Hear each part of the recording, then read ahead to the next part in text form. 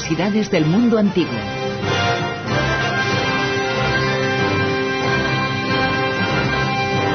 Con Ignacio Monzón. Muy buenas noches, Ignacio. Muy buenas noches, Bruno, y encantadísimo de estar otra vez una temporada más con vosotros. Una temporada que comenzamos hoy. Las curiosidades del mundo antiguo están, pero cada año hemos ido avanzando, hemos propuesto cosas distintas. Primero exploramos Roma, después exploramos Grecia, luego particularidades relacionadas con el mundo antiguo. Y ahora nos vamos a centrar, de momento, en estos primeros episodios, en algunos monumentos, en este caso en una ciudad monumento, y todo lo que a partir del estudio de esos monumentos se ha podido averiguar sobre los hombres que habitaron ahí. Nos vamos a Tarragona, ¿no es así? Nos vamos a una de las ciudades más importantes de la historia antigua de la península. Yo creo que un auténtico orgullo para sus habitantes. Allí se encuentran, yo no sé si junto a Mérida y algún lugar más, las ruinas romanas mejor conservadas y más ricas, porque son variadísimas, hay absolutamente de todo en Tarragona.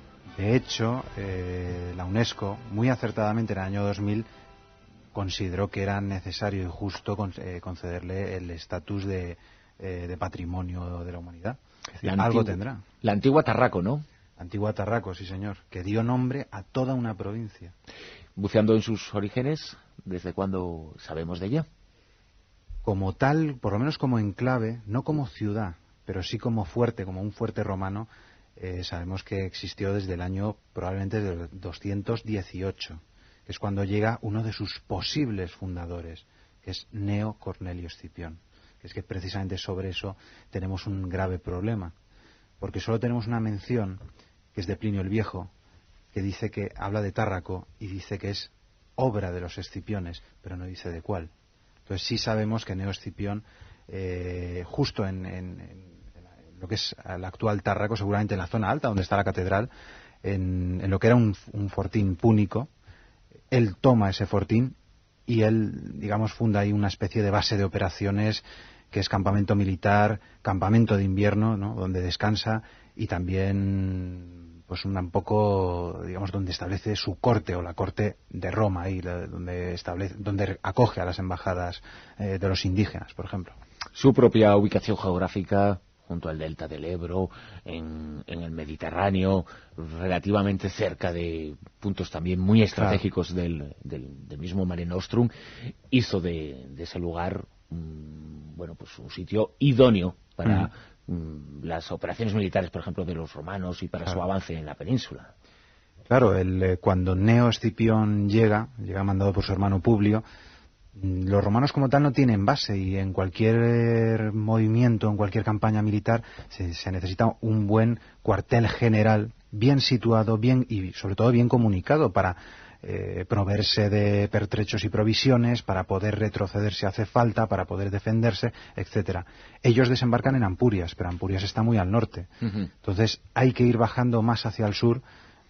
No es que estén a tiro de piedra del Ebro, pero sí es verdad que están muy cerca, mucho más cerca del delta del Ebro. El Ebro es una frontera natural y si uno controla los puentes se puede proteger muy bien. Entonces tenía muchas más ventajas la zona de Tárraco. Incluso seguía siendo ciudad portuaria, con lo cual podían estar bien comunicados con Roma. De hecho, ellos establecen comunicación directa con Roma, no hay que pasar por Ampurias. ¿Y en qué momento se produce la transformación de ser un enclave, un asentamiento, a ser la ciudad que después fue tan importante? Pues eso es lo que no sabemos, porque como además hay varios Escipiones y todos la usan como base de operaciones o como base principal, incluso aunque estén bastante alejados, siempre acaban volviendo a Tárraco, pues eso, para acoger embajadas o incluso para embarcar a Roma, para reclutar soldados, etcétera. No lo sabemos. Quizá Escipión Emiliano, a mediados del siglo II antes de Cristo, ya le concedió algún estatus. Sí sabemos que en ese siglo, en el siglo II, con los púnicos ya fuera de la península, todo lo que generó ese campamento, porque cuando un ejército se mueve, pues le siguen muchos civiles, buhoneros, comerciantes, mujeres y hombres de dudosa reputación, es decir, toda una serie de bienes y servicios que necesitan esos soldados, pues como fue absorbiendo una gran cantidad de población civil, tuvo que tener ya una mínima consistencia. Seguramente ya en el siglo II antes de Cristo ya podemos hablar de un enclave, al menos físicamente hablando, que no jurídico. Ahora podemos contemplar allí la ciudad romana, tenemos diferentes elementos y diferentes monumentos a partir de los cuales conocer cosas, ¿no? Pero Sí. uno de los más sorprendentes, aunque quizá no el más conocido, pero no hay tantos circos romanos en No. España, ¿no? Y este es verdaderamente impresionante por su tamaño, por sus Sí, medidas, sí, sí, ¿no? sí, sí. Estamos hablando, no tan grande como el circo máximo, Evidentemente, por eso era evidentemente. máximo, pero sí, la verdad es que para ser un circo provincial, y como tú dices, para ser uno de esos pocos que se han encontrado, el circo romano de Toledo, por ejemplo, pues apenas son 4 piedras, como quien dice. El de Mérida sí está muy bien conservado. Estamos hablando de una construcción de al menos unos 325 metros de largo en su eje mayor y unos 115 en el menor. Como siempre, no se sabe qué altura tendría el graderío, pero para 30.000 espectadores. para 30.000 por lo menos. Y estamos hablando ya no por espectadores, aunque también por espectadores. Muchos campos de fútbol no tienen esa capacidad, pero el tamaño de lo que es el estadio, porque en su forma, en su apariencia, puede asemejarse a un estadio de atletismo, a un estadio de fútbol, bueno, moderno, por compararlo con algo, bueno, pues esto era más grande que aquello, ¿no? Sí, de hecho incluso partía por completo 2 secciones de la ciudad, lo que pensamos que era la parte privada, aunque tenía su foro colonial, su foro colonial, de un área extremadamente grande, que es el área de la catedral, el área más alta, que es lo que se ha conocido como el foro provincial. Un foro que probablemente fue más grande incluso que el foro de Trajano de Roma, con lo cual ya estamos hablando de algo de unas proporciones gigantescas. Y luego podemos hablar también del acueducto, del arco de Bará, del templo o del anfiteatro. Casi todo, casi todo se puede contemplar entre comillas. El templo, por ejemplo, no, porque sabemos, eso ya se sospechaba, que la catedral de Tarragona lo ocupó el espacio en el que estuvo el templo. Unas excavaciones realizadas entre el año pasado y este, pues descubrieron precisamente o confirmaron lo que ya se sospechaba, que es que ahí se construyó el que seguramente fue el templo de Augusto, un templo que pudo llegar a los 25 metros de altura, un templo también de proporciones gigantescas, la verdad.